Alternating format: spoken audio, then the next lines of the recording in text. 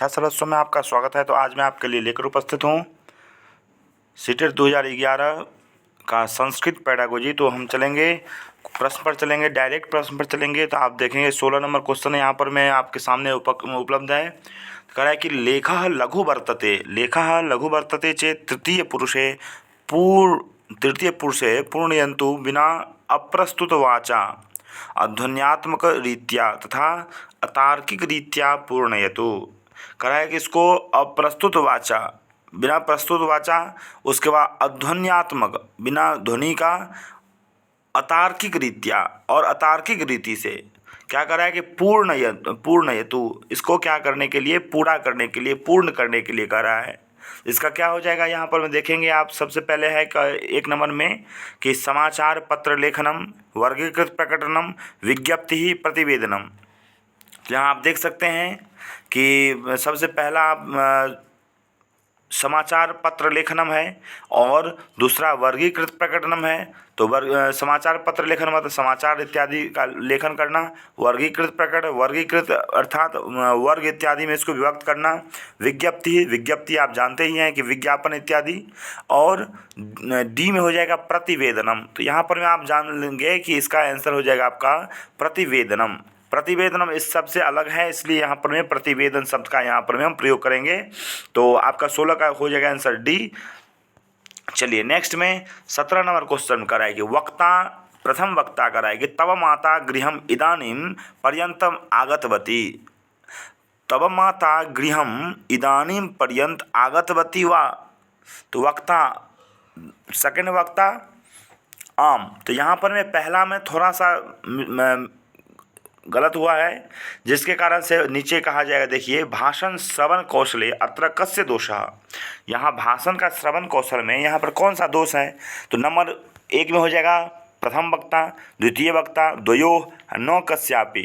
तो 17 का देख लेंगे। 17 का कह रहा है कि प्रथम वक्ता जो है यहाँ पर तव माता गृहम इदानीम पर्यंतम आगतवती वा। तुम्हारी माँ घर अभी तक आई क्या, इदानीम पर्यंतम अभी तक आई क्या। तो यहाँ पर में आप देखेंगे प्रथम वक्ता में दोष है, जिसके कारण से यहाँ पर प्रथम 1 हो जाएगा प्रथम वक्ता। दूसरा 18 नंबर में कह रहा है कि लेखन समय संलग्नशील क्रमम एकम। लेखन समय में संलग्नशील का क्रम क्या है। तो उपसर्गः, उक्ति, उपवृत्तम, अविशेषणम। तो यहाँ पर उपसर्ग एक सेपरेट रहता है, जैसे प्र उपसर्ग हो गया। उक्ति एक छोटा सा नॉर्मल उक्ति होती है। उसका उपवृत्त क्या है, उपवृत्त उसका किसी भी बारे में उसको दोबारा बताना। उसके बाद विशेषणम क्या है, विशेषण करा है कि संलग्नशील क्रम।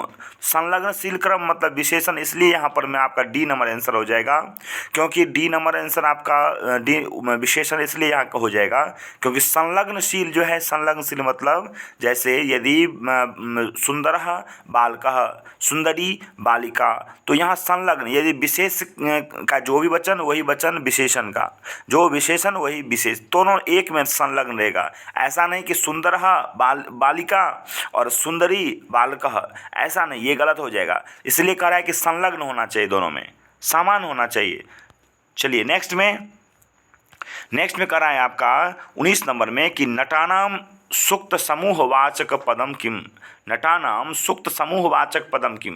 तो नटानाम में आप देख लेंगे कि नट का क्या कर रहा है कि नट का सुक्त समूह, इसका सुक्त जो है, इसका समूह का वाचक पद क्या हो जाएगा। तो सुक्त समूह वाचक पद मतलब हो जाएगा आपका पात्रः, अध्यापक वृंद बिल्कुल नहीं होगा, समूह बिल्कुल नहीं होगा, जनपद बिल्कुल नहीं होगा। तो क्या हो जाएगा, नटानाम सुक्त समूह का पात्र, यहाँ पर में वाचक हो जाएगा पात्र। पात्र जो है सो पात्र आपका नट का पात्र जो है यहाँ पर में समूहवाचक शब्द हो जाता है, सुक्त समूहवाचक।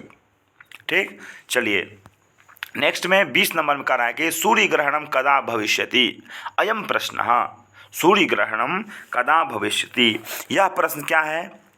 तो पहला कह रहा है कि अनुवर्तनशील वर्तमान कालीयः, दूसरा है कि भूतकालीय, तीसरा है वर्तमान कालीय, चौथा डी में हो जाएगा भविष्यत कालीय। तो यहाँ पर में आप देख सकते हैं कि चौथा भविष्यत्काली जो शब्द है यहाँ, ये आपका बिल्कुल सही हो जाएगा कि सूर्य ग्रहण कदा भविष्यति। तो अयम प्रश्न कदा भविष्यति, तो ये आपको ये बात पूछ रहा है कि भाई सूर्य ग्रहणम कदा भविष्यति अयम प्रश्न, यह कैसा प्रश्न है, किस प्रकार का प्रश्न है।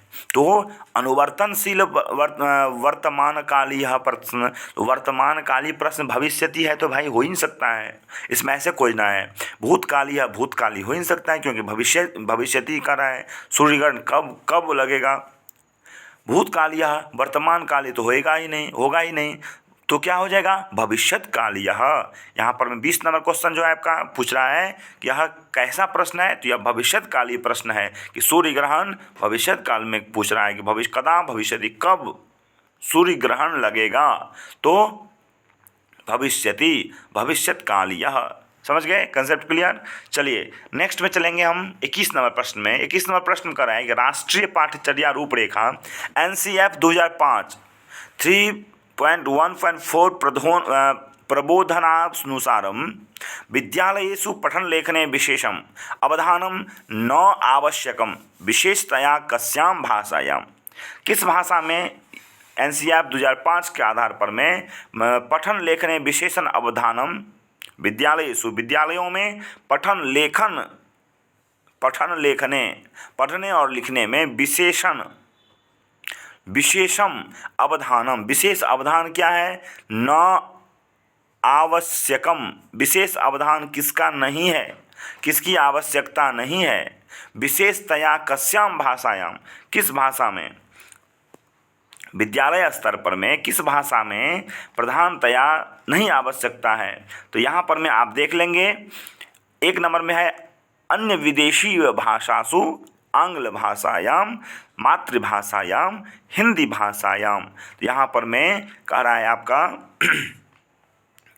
कि अन्य विदेशीय भाषासु, दूसरा आंग्ल भाषायाम, तीसरा मातृभाषायाम, चौथा हिंदी भाषायाम। तो यहाँ हिंदी भाषायाम में ज़रूरी है, NCF 2005 कहती है कि आप यदि हिंदी भाषा है मातृभाषा तो आप ज़रूर दे सकते हैं, यदि मातृभाषा में है तो मातृभाषा में भी आप दे सकते हैं। आंग्ल भाषायाम अपि देयम, यदि आंग्ल भाषा है तो उसमें भी दे सकते हैं। उसके बाद अन्य विदेशीय भाषासु, यदि अन्य विदेशी भाषाओं में बच्चों को आप पढ़ाएंगे जिससे उसे कोई मतलब जानकारी ना हो, जिस भाषा के विषय में उसको थोड़ा भी पकड़ ना हो, समझ ना हो, उस विषय में कह रहा है कि नहीं देना चाहिए। विद्यालयेषु पठन लेखने विशेषम अवधानम नो आवश्यकम, कभी आवश्यकता नहीं है किसकी, तो अन्य विदेशीय भाषासु, अन्य विदेशीय भाषाओं में आप उसको ज्ञान देंगे तो कभी नहीं समझेगा। ठीक है, चलिए नेक्स्ट में आंसर क्या हो गया आपका कि अन्य विदेशीय भाषा। ओके, भाव समझ गए इसका। नो आवश्यकम, इसी को पकड़ना है कि नो आवश्यकम, किसकी आवश्यकता नहीं है। विशेषतया कस्याम भाषायाम, तो अन्य विदेशीय भाषासु। चलिए नेक्स्ट में 22 में कह रहा है, थोड़ा सा हम स्पीड चल रहे हैं तो आप इसको बिल्कुल ध्यान से रखेंगे, ध्यान देंगे कि इस पे क्या प्रश्न है, क्या पूछ रहा है, किस प्रकार से इसको बता रहा है। कभी कभी हम आगे भी बढ़ जाते हैं। चलिए नेक्स्ट में 22 नंबर में कह रहा है कि एतयोः द्वन्द्वयोः कः युग्मः संज्ञानात्मक स्वरूपम प्रदर्शयति। एतयोः द्वन्द्वयोः मतलब इन दोनों में, ये जो दो शब्द दिए गए हैं, इसमें कह रहा है कि कः युग्मः, कौन सा ऐसा युग्म है जो संज्ञानात्मक स्वरूपम प्रदर्शयति, संज्ञानात्मक स्वरूप को प्रदर्शित करता है। तो यहाँ पर में आप देखेंगे सबसे पहला है कि व्याख्यात्मक शाब्दिक, भावात्मक औचित्य धी संपन्न, कर्तरि कर्मणि प्रयोग, उसके बाद साम्पूर्ण्यम विश्लेषणात्मक। ये आपका एतयोः द्वन्द्वयोः कः युग्मः संज्ञानात्मक स्वरूपम प्रदर्शयति। तो 22 का आपका देख लेंगे कि साम्पूर्ण्यम विश्लेषणात्मक, तो यहाँ संपूर्ण विश्लेषणात्मक जो है इसका यहाँ आंसर हो जाएगा। यही एक संज्ञानात्मक का स्वरूप दे सकता है, प्रदर्शन करता है। ठीक है, जब तक आप बच्चों को संपूर्ण रूप से नहीं करेंगे विश्लेषण, तब तक बच्चा समझ नहीं पाएगा। इसलिए संपूर्णात्मक, सांपूर्ण्यम विश्लेषणात्मक विश्लेषण आप यहाँ पर में करेंगे, तब जाकर समझ पाएगा। तो हो गया आंसर आपका इसका डी। 24 में देखेंगे 23 में देखेंगे, 23 में कह रहा है आपको कि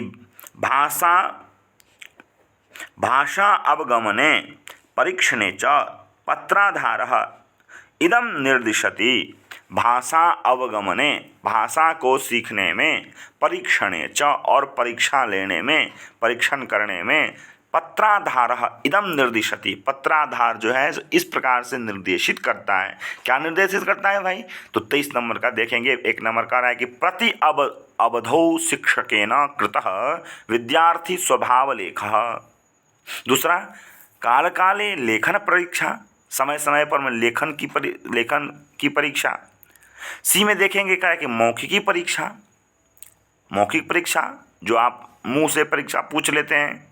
उसके बाद विद्यार्थिनाम अवगमनाभिवृद्धि सूचकम कार्य संग्रहणम निश्चित काले। तो आप देख सकते हैं यहाँ पर मैं 23 नंबर का डी बहुत सटीक है आंसर। कह रहा है कि विद्यार्थिनाम अवगमन अभिवृद्धि सूचकम, उसको जो अवगमन हो रहा है उसकी अभिवृद्धि, उसकी वृद्धि, उसको सूचकम, उसका सूचक जो है कार्य संग्रहणम, और कार्य संग्रहण निश्चित काले, निश्चित समय में उसका अवगमन, अभिवृद्धि, ये सब सूचन करता है। कार्य संग्रहणम ये सारा सूचना देता है। इसीलिए कह रहा है कि भाषा अवगमने परीक्षणे च पत्राधारः इदं निर्दिशति। आपका यहाँ पर में डी आंसर बिल्कुल सटीक हो जाएगा। 24 में कह रहा है कि पठन समय विसंज्ञायाः अर्थः, पठन के समय में विसंज्ञायाः अर्थ, विसंज्ञा का अर्थ क्या हो जाता है? तो पठन समय, पढ़ने के समय में विसंज्ञा का क्या अर्थ है? तो यहाँ पर पहला हो जाएगा विदेश भाषाम अवगंतुम, ICT मध्ये प्रयुक्त क्रिया क्लिष्ट समस्या समाधानम कर्तुम, विश्लेषणम कर्तुम, अवगंतुम च। तो यहाँ पर में आपका आंसर हो जाएगा क्लिष्ट समस्या समाधानम कर्तुम। जो भी क्लिष्ट समस्या है उसको समाधान करना ही यहाँ पर में पठन समय विसंज्ञाया अर्थः, यही इसका आंसर हो जाएगा। आंसर 24 का आंसर सी हो जाएगा आपका परफेक्ट। नेक्स्ट में चलेंगे 25 में। कहा है कि भवान पृच्छतु अस्माकं लक्ष्यम किम, आप पूछिए मेरा लक्ष्य, अस्माकं हम लोगों का क्या लक्ष्य है। अहम एकेन पदेन उत्तरम वदामि, मैं एक पद में उत्तर बोलता हूँ। विजयः एतादृशः प्रश्नः, विजयः एतादृशः प्रश्न, यह प्रश्न किस प्रकार का है। यदि आप भवान पृच्छतु, आप पूछिए कि अस्माकं लक्ष्यम किम, हमारा लक्ष्य क्या है, तो अहम एकेन पदेन उत्तरम वदामि, मैं एक पद में क्या उत्तर बोलूँगा, क्या बोलता हूँ, तो अहम एकेन पदेन उत्तरम वदामि, मैं एक पद में उत्तर बोलता हूँ। विजयः, हम लोग का क्या लक्ष्य है, तो विजयः। तो एतादृश प्रश्न, यह प्रश्न कैसा प्रश्न है, तो यह प्रश्न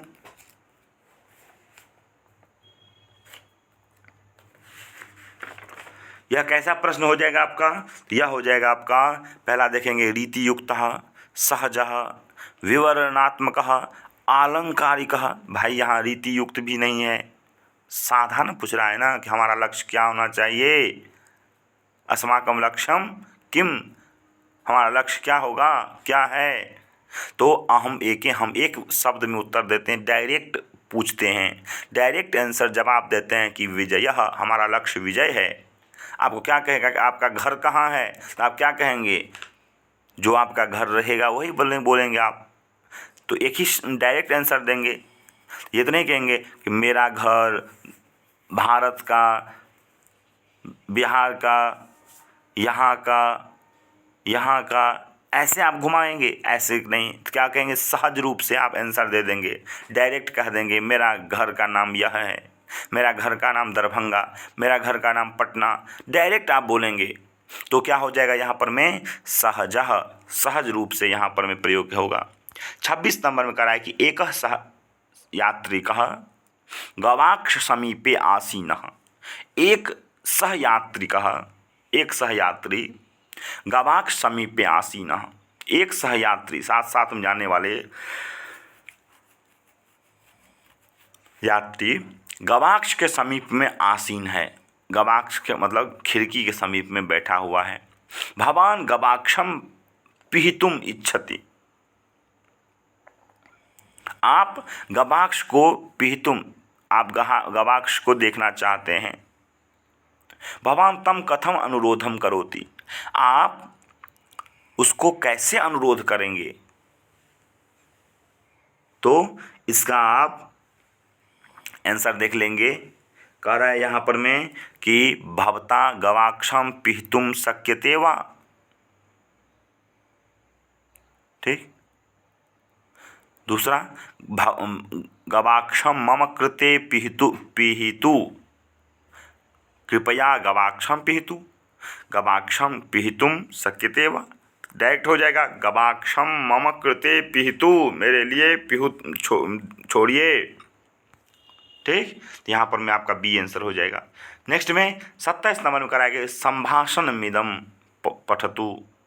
संभाषणम इदम पठतु। अत्र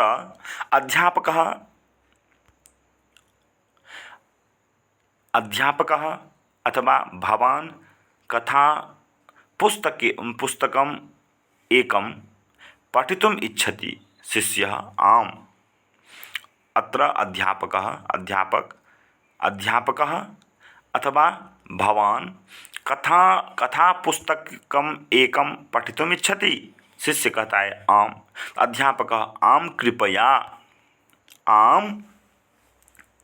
कृपया। तो यहाँ पर में हो जाएगा आपका आंसर हो जाएगा पठनारंभम कर्तुम विनयेन सूचयति। यहाँ पर पठनारंभम पढ़ाई करने के लिए कर्तुम विनयेन सूचयति, विनय पूर्वक सूचित करते हैं कि भवान कथा पुस्तकम एकम पठितुम इच्छति। आप क्या कथा पुस्तक पढ़ने का इच्छा करते हैं? कथा पुस्तक आप पढ़ना चाहते हैं?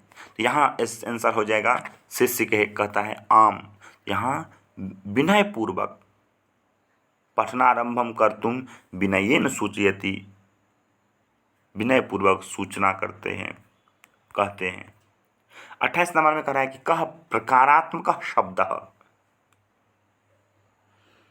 इसमें प्रकारात्मक शब्द कौन सा है? तो कह प्रकारात्मक शब्द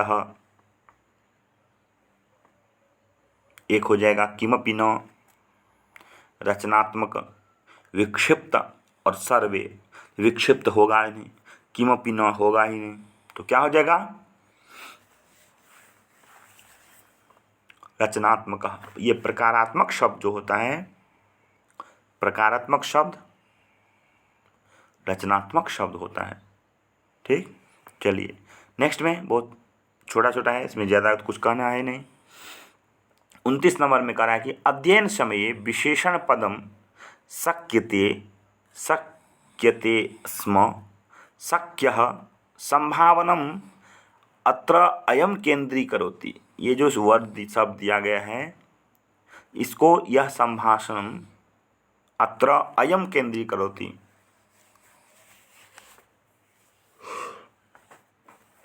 यहाँ इस प्रकार से केंद्रीकृत करता है। कैसे?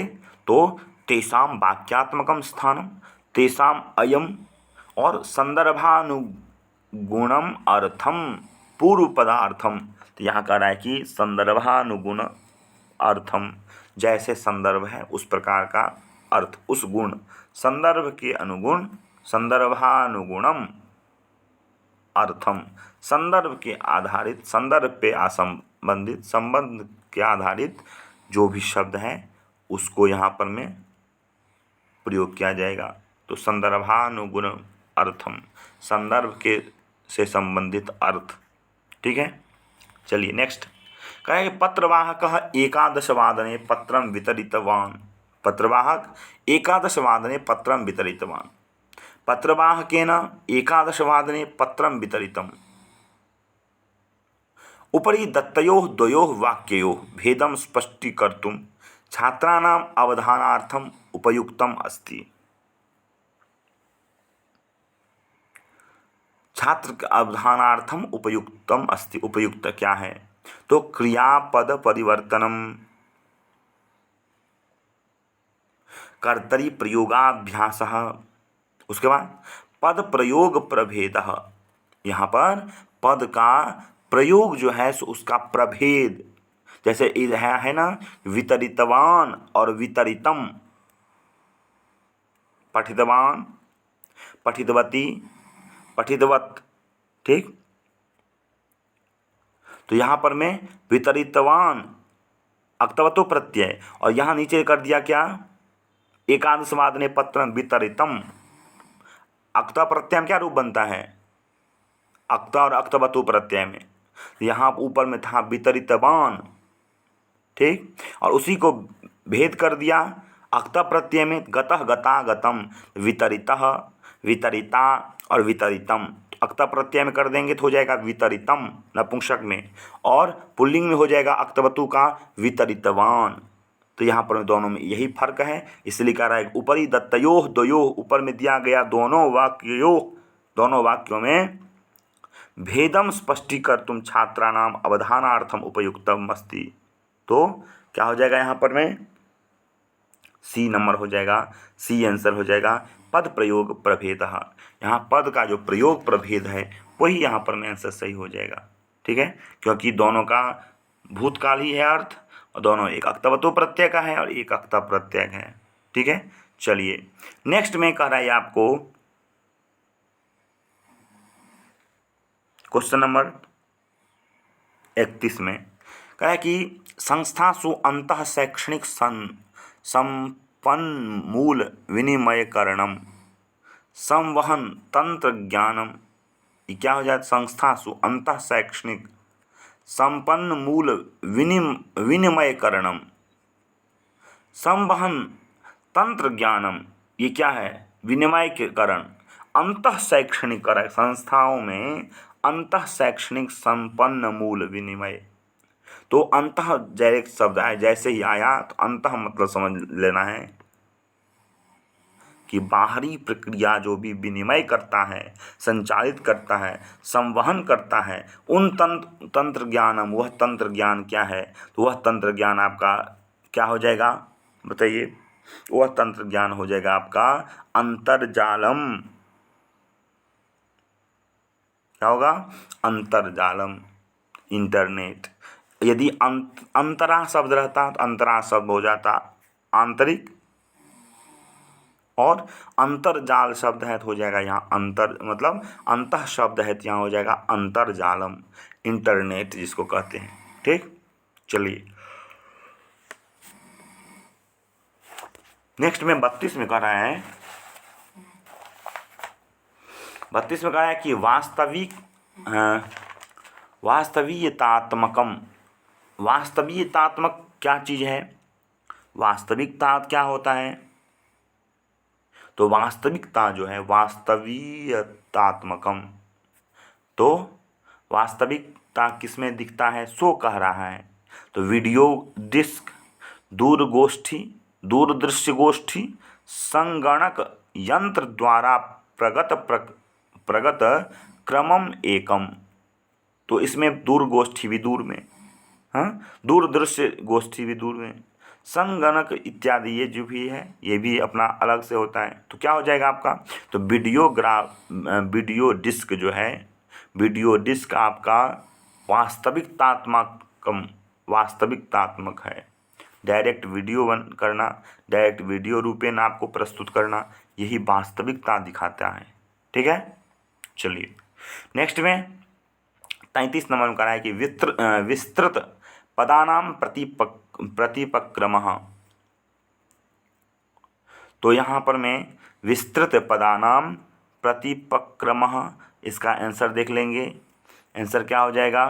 तो मंत्रः, संस्कृतम मंत्रः हिंदी, चोरः चुरति, भारत प्लस यूरोपीय भारोपी, प्रयोजकः अप्रयोजकः। तो क्या हो जाएगा? तो यहाँ प्रयोजक और अप्रयोजकः ये दोनों आपका सामान्य शब्द है। विस्तृत पदानां प्रतिपक्रमः।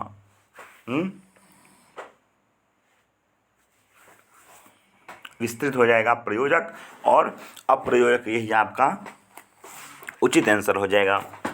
नेक्स्ट में आप देखेंगे 34 में 34 नंबर क्वेश्चन करा है कि पदद्वयम समस्त पदस्य उदाहरणम। दो पद जो है समस्त पद का उदाहरण क्या हो जाएगा? तो तैलकूपः मुद्रण करगजम, शिरोवेदना वर्षापातः, रामश्च और कृष्णश्च। समझ गए? पदद्वयम समस्त पदस्य उदाहरणम। दो पद जो है समस्त पद का उदाहरण क्या हो जाएगा? रामश्च और कृष्णश्च, राम कृष्णौ। ये आपका पदद्वयम समस्त पदस्य उदाहरण का आंसर यही हो जाएगा कि रामश्च और कृष्णश्च, राम कृष्णौ, राम और कृष्ण। ठीक, चलिए नेक्स्ट में 35 नंबर में करा है कि भाषा अर्जने आवश्यकम। भाषा अर्जन करने में आवश्यकता क्या है? तो भाषा अर्जन करने में क्या आवश्यकता है? मातृभाषा ज्ञानावगमनस्य क्रम में एकम विद्यार्थिषु कंठस्थीकरणम तथा आवश्यक पदानाम प्रयोग। कंठस्थीकरण भी शब्द गलत है, इसलिए ये भी आंसर नहीं होगा। व्याकरण ज्ञानस्य व्यवस्थित कर प्रयोग तथा पदानाम कंठस्थीकरणम, ये भी व्याकरण प्रयोग और कंठस्थीकरण आ गया, इसलिए गलत हो गया। तो भाषा अर्जन के बारे में बता रहा है, क्या हो जाएगा यहाँ पर में? तो मातृभाषाया तथा द्वितीय भाषाया अवगमन क्रमेण मानव मस्तिष्कस्य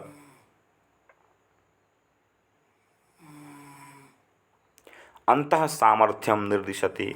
यही आपका आंसर हो जाएगा 35 नंबर का डी हो जाएगा आंसर कि भाषा अर्जन के आवश्यकम अस्ति। भाषा अर्जन में आवश्यकता है कि मातृभाषा के द्वारा उसको भाषा अर्जन कराना चाहिए, द्वितीय भाषा के द्वारा अर्जन कराना चाहिए। अवगमन क्रमेण मानव मस्तिष्कस्य अंतः सामर्थ्यम निर्दिशति। तो ये आपका डी आंसर हो जाएगा। नेक्स्ट में चलेंगे, थोड़ा सा वीडियो लंबा होगा, आप लोग बिल्कुल धैर्य बनाए रखेंगे। इसी प्रकार हम संस्कृत से जुड़े रहेंगे, संस्कृत का वीडियो बनता रहेगा, लगातार चलेगा, तो आप लोग बिल्कुल जुड़ेंगे और संस्कृत का वीडियो आप बिल्कुल पेडागोजी देखते रहेंगे, देखेंगे। निश्चित रूप से आपको 15 नंबर का पेडागोजी, जिसमें आप कम से कम 13-14 नंबर तो ले ही आएंगे। ठीक है, चलिए कह रहा है कि नेक्स्ट 36 नंबर में एनसीईआरटी 2005 के अनुसार काल्पनिक चिंतनार्थम एवं च साक्षरता द्वारा ज्ञानार्जनम मन्यन्ते। साक्षरता द्वारा ज्ञान का अर्जन का माना जाता है एनसीईआरटी 2005 के अनुसार, काल्पनिक चिंतनार्थम, चिंतन के लिए। तो क्या आंसर हो जाएगा? शास्त्रीय भाषा। एनसीईआरटी 2005 के अनुसार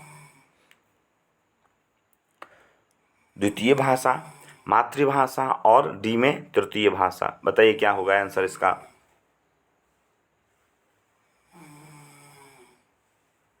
तो मातृभाषा यदि ऑप्शन में है तो उससे ज़्यादा हम जा ही नहीं सकते हैं। ठीक, काल्पनिक चिंतनार्थम, काल्पनिक चिंतन के लिए, कुछ चिंतन के लिए, सोचने के लिए, साक्षरता द्वारा ज्ञानार्जनम मन्यते।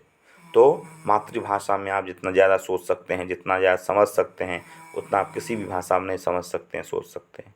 ठीक, चलिए नेक्स्ट में भाववाच्यात्मक क्रियापदस्य उदाहरणम अस्ति। भाववाचक, रामः पठति, रामः पुस्तकं पठति, रामेण पठ्यते। तो इसमें क्या हो जाएगा, जैसे नृत्यम करोति, हसति, भोजनम खादति और लेखम लिखति, तो यहाँ पर भाववाचक क्या हो जाएगा, बताइए फटाफट। तो इसका आपका बी हो जाएगा आंसर, हसति। ये हसति शब्द जो है आपका यहाँ पर में भाववाचकात्मक क्रियापद का उदाहरण हो जाएगा हसति। ठीक, चलिए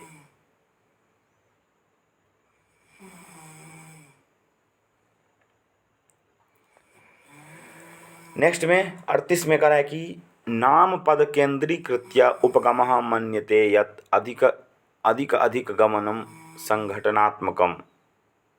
इसका क्या हो जाएगा, आंसर बताएंगे, फटाफट बताइए आंसर क्या होगा इसका।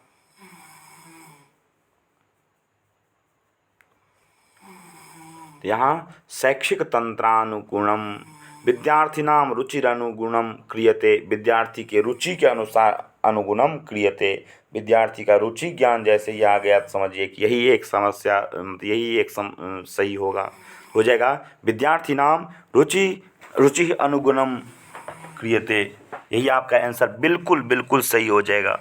चलिए नेक्स्ट में हम देखेंगे, नेक्स्ट में आप यहाँ पर में चलेंगे। सबसे पहले कह रहा है कि आकलनस्य निकषः, आकलनस्य निकषः